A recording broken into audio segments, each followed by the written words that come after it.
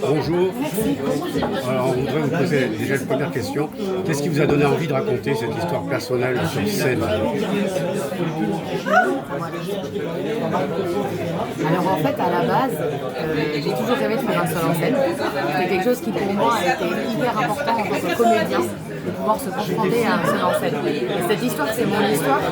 Et du coup, je me suis dit que j'avais envie de raconter parce que je croyais, et maintenant j'en ai la certitude, que je ne suis pas la seule qui ne faut pas dire oui et qui dit oui à tout. Et en fait, je me suis dit que si j'avais pas écrit cette histoire, j'aurais aimé quelqu'un d'autre et que je puisse regarder ce spectacle qui, pour moi, peut paraître personnel mais qui devient universel. Voilà, alors justement, vous dites oui pendant longtemps, mais à quel moment vous avez compris que vous deviez commencer à dire non? En fait, effectivement, j'ai dit oui longtemps et quand la vie elle a commencé à me dire non, j'ai compris que si je disais non, alors là oui, la vie pouvait me dire oui. Et donc le premier non, c'était justement quand je suis partie, quand j'ai quitté mon travail et que j'ai dit je devais être artiste et je pars à Paris. Et ça a changé ma vie. C'est un non qui veut dire oui. Donc c'est basé sur une histoire vraie? Totalement, c'est basé sur une histoire totalement vraie. C'est une autofiction, mais dans l'autofiction, il y a énormément de choses qui sont vraies. Mais je laisse le choix au public de savoir ce qui est vrai du fond. Vous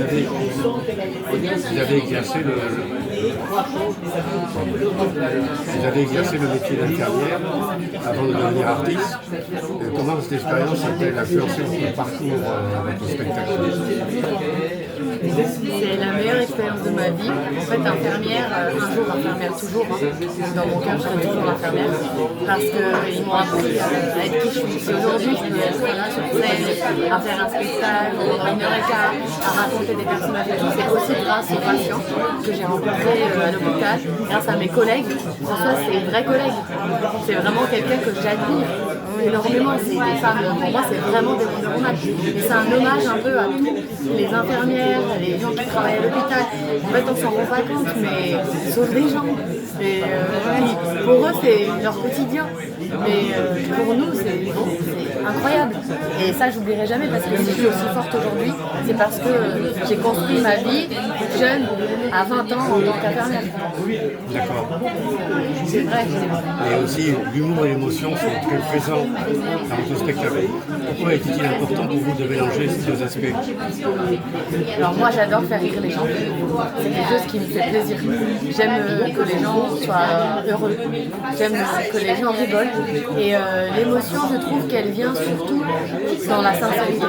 Et je pense que ce qui touche les gens dans un spectacle, c'est la sincérité. En tout cas, c'est ce qui me touche moi. Je pense qu'il faut être sincère pour faire un bon spectacle. Donc je sais pas si des fois il y a des moments plus émotionnels que d'autres, mais ça dépend des jours. Il peut y avoir un moment où ce sera peut-être plus drôle, c'est quand même Christelle qui joue, même si c'est Christine le personnage, donc ça dépend des moments. On a un cadre, mais c'est la sincérité du jour. Donc on sait qu'il faut faire rire les gens et les toucher, mais ça c'est décidé. Voilà. Je sais pas si c'était... Oui. Quel message auriez-vous pour le public en sortant de la pièce? Alors comme dit Jessica, on n'a qu'une vie et il faut la vivre. Alors il n'y a pas de secret, je pense, pour réaliser ses rêves à part que les faire. S'il y a quelque chose qui doit revenir, c'est ça. Si vous avez un rêve, faites-le. Vous avez répondu à ma dernière question, parce que je voulais vous demander que diriez-vous à une personne qui rêve de changer de vie et n'ose pas franchir le pas? Fais-le. Est-ce que tu risques? Vous verrez ça. Moi je voulais poser la question à la metteuse en scène, alors comment vous avez travaillé Alors c'est un travail un peu spécial parce que c'est on va dire une remise en scène. Au départ, en tant que grande folle, cette femme a écrit et s'est auto-mise en scène. Et donc elle est partie à Avignon, la fleur au fusil, elle s'est dit qu'elle avait besoin d'un regard extérieur. Et donc là on a travaillé ensemble et en fait m'a beaucoup touchée dans le spectacle de Cristal, sa première forme. C'est son enthousiasme incroyable et sa capacité à faire rire, mais surtout à basculer dans l'émotion. On travaille toujours sur la sincérité, mais elle a une émotion, une grande empathie. Il y a quelque chose qui la traverse très vite et elle peut basculer. Et comme moi je me suis formée au clown, j'avais envie, sur spectacle en fait, moi la phrase qui m'a marquée, c'est je suis la reine des folles. Je me dis ok, la reine des folles, on va faire en sorte que tu sois la reine des folles dans le spectacle. J'ai voulu où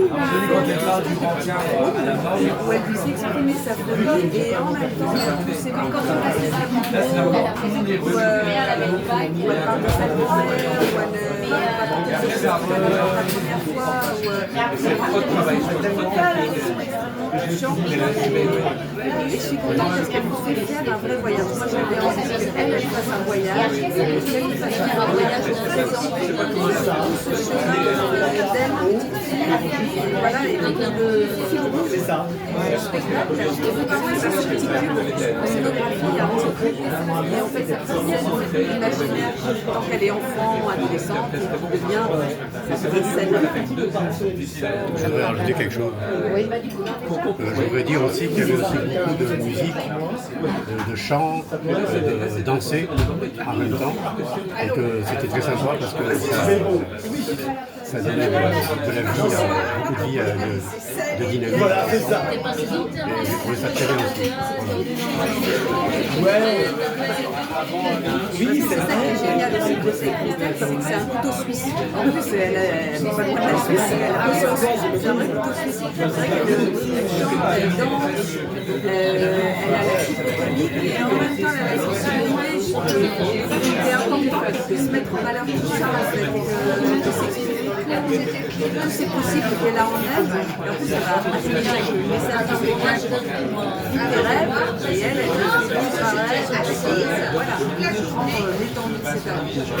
Et si je peux rajouter une chose, en tant que reine des folles, j'ai aussi fait la musique de fin. En fait, le violon, en fait, j'avais un ami qui est violoniste et j'avais une musique dans la tête et on allait l'enregistrer ensemble. Je lui dictais la musique en lui faisant des notes. Et lui, il le faisait au violon.